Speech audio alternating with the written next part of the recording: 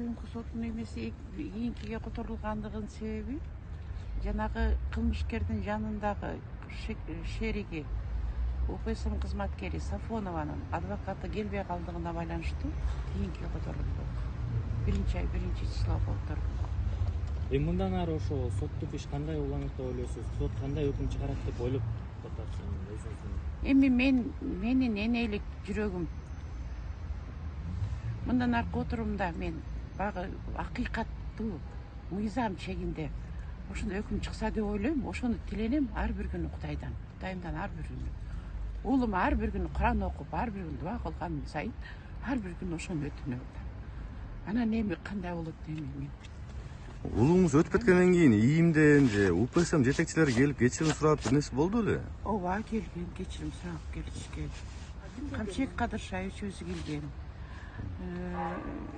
МВД министри келген, МВД зам министр келишкен. Сот залында азыр өзү шектүү бала эмне деп атат сизге? Бир нерсе кечирим сурап? Жок, бул шектүү бала эмес, бул кылмышкер деп айтылат. Бул кылмышкер. Мен баламды атып салган кылмышкер. Бул маган кечирим сурамак турсун, эч бир эмне кылган жок.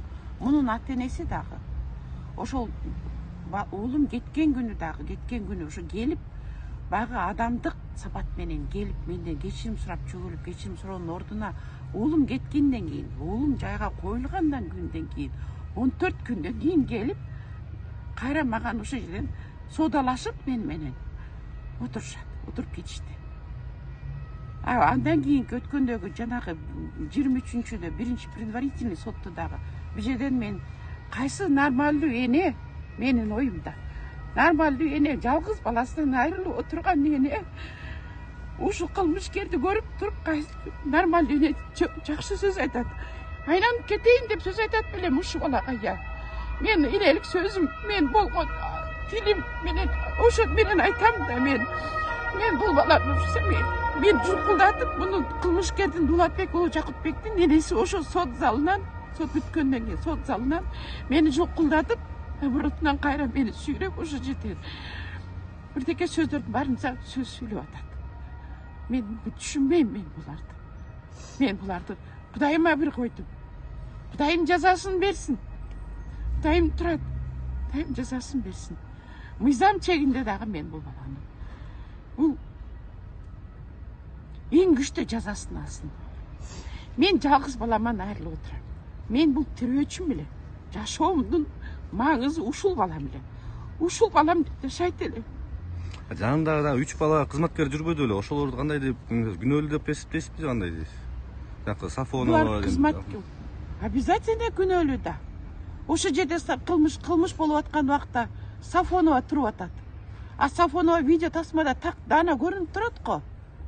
Видео тасмада бул акмак кылмышкер атып койгон, уулумду атып койгондон кийин карап койду дагы дальше дижеде ишин кылып атат. Буларда биринчи жокту адамдык сапат менен биринчи мед жардамды көрсөтүш керек болчу. Экинчиден булар сотрудник милиции, булар ошол жерде. Булар ошондой кылыш керек болчу. Булар үчүнчүдөн мына бул жерде ошол жердеги адамдар жанагы мечиттен чыккан молдоке атабыз дагы башка кетип аткан жарандар дагы жардамыбызды берелик, муну уулумду машинага салып алып кетели десе дагы ошондо да беришкен эмес булар.